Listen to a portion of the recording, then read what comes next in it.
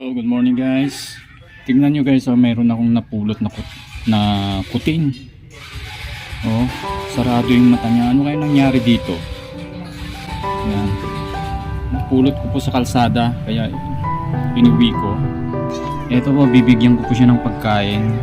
Pagkain ito ng aso, kaya lang bibigyan ko siya. Konti lang dito. Ilagay ko dyan. Yan. Okay. So yun na. Ipakain na natin sa aso. Oh.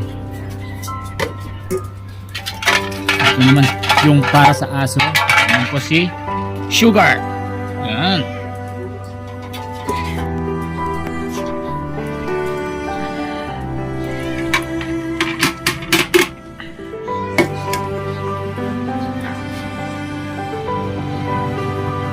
Uy, sarap na sarap oh.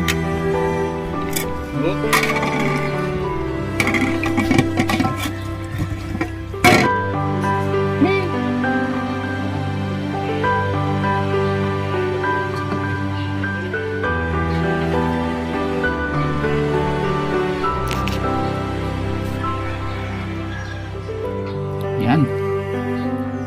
Kinakain po niyo.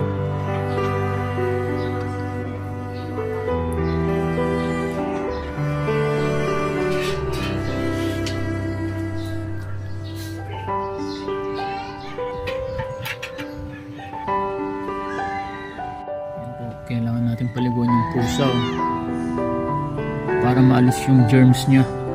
Oh, punong-puno ng muta yung mata niya po. Kailangan natin basahin para lumambot.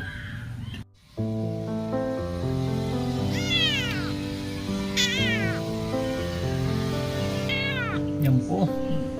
Tumigas na. Siguro muta ng pusa. Kailangan maalis. Ayun, maalis na yung muta niya. Parang wala na siyang eyeball, parang puti na. Bulag ata talaga, bulag.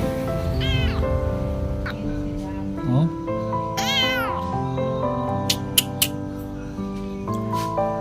Okay, tama na.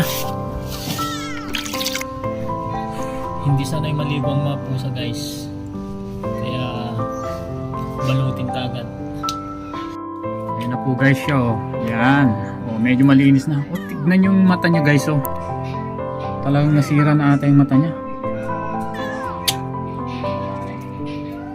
Oh. Oh naman. Sana gumaling pa siya. Ayan. Mamaya kakainin ko ulit. Bye guys.